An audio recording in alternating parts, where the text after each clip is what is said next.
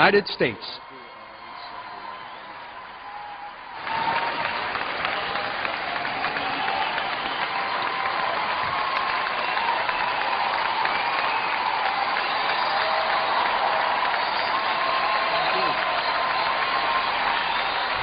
you. Thank you. Shukran. Thank you very much. Thank you very much. Thank you very much. Please. Thank you. Thank you. Thank you so much. Good afternoon.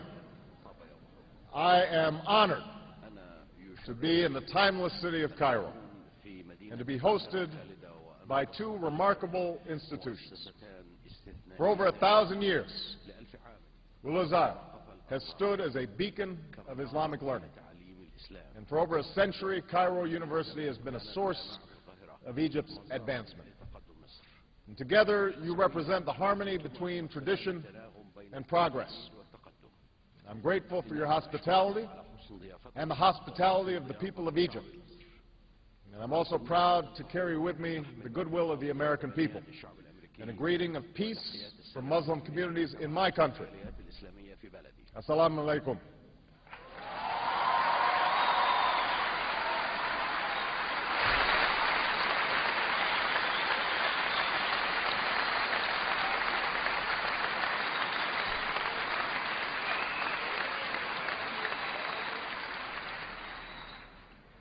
We meet at a time of great tension between the United States and Muslims around the world. Tension rooted in historical forces that go beyond any current policy debate.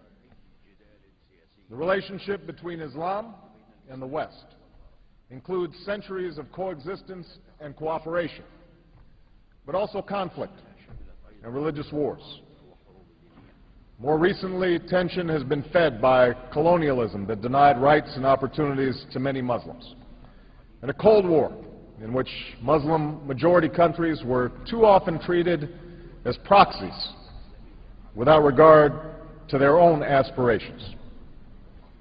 Moreover, the sweeping change brought by modernity and globalization led many Muslims to view the West as hostile to the traditions of Islam.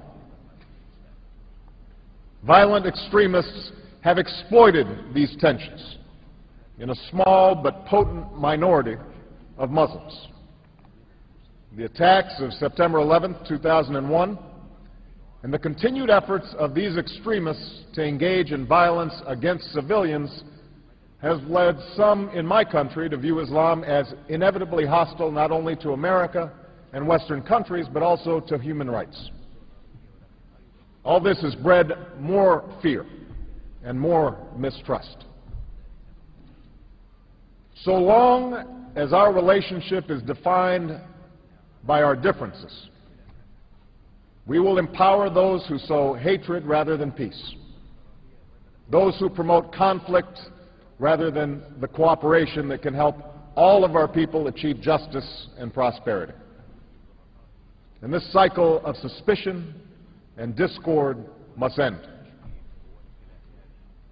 I've come here to Cairo to seek a new beginning between the United States and Muslims around the world, one based on mutual interest and mutual respect, and one based upon the truth that America and Islam are not exclusive and need not be in competition. Instead, they overlap and share common principles of justice and progress, tolerance, and the dignity of all human beings. I do so recognizing that change cannot happen overnight. I know there's been a lot of publicity about this speech, but no single speech can eradicate years of mistrust, nor can I answer in the time that I have this afternoon all the complex questions that brought us to this point. But I am convinced that in order to move forward, we must say openly to each other the things we hold in our hearts. and that too often are said only behind closed doors. There must be a sustained effort to listen to each other, to learn from each other, to respect one another, and to seek common ground. As the Holy Quran tells us, be conscious of God and speak always the truth.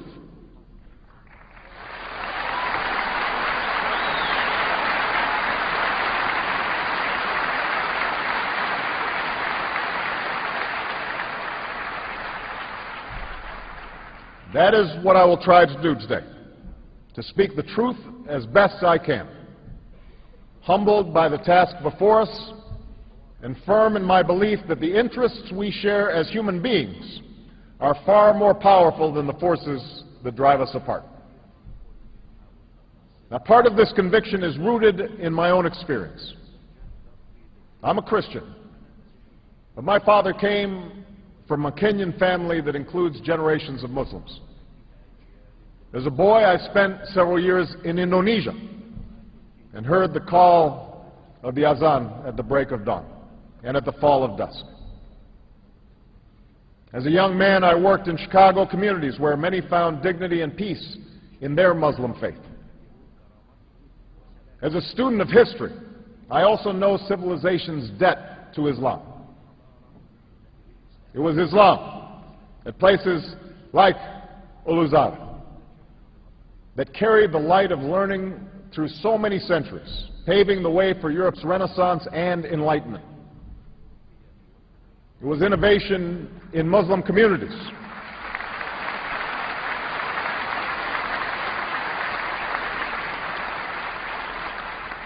It was innovation in Muslim communities that developed the order of algebra, our magnetic compass and tools of navigation, our mastery of pens and printing, our understanding of how disease spreads and how it can be healed. Islamic culture has given us majestic arches and soaring spires, timeless poetry and cherished music, endless poetry and places of peaceful contemplation. And throughout history, Islam has demonstrated through words and deeds the possibilities of religious tolerance and racial equality.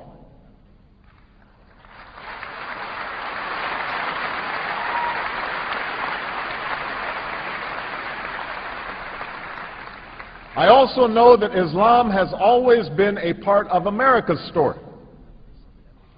The first nation to recognize my country was Morocco.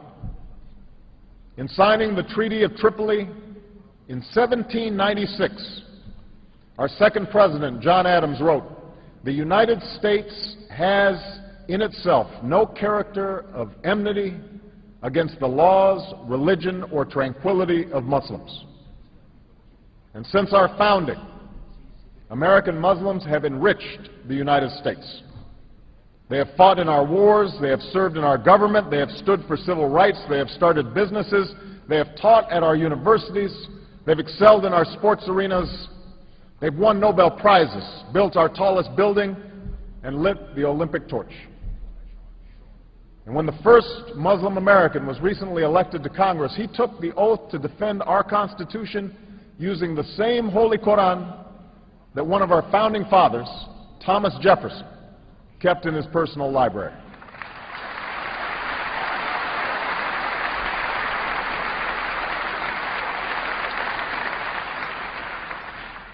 So I have known Islam on 3 continents before coming to the region where it was first revealed.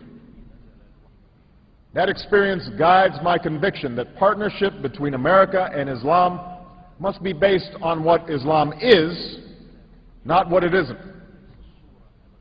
And I consider it part of my responsibility as President of the United States to fight against negative stereotypes of Islam wherever they appear.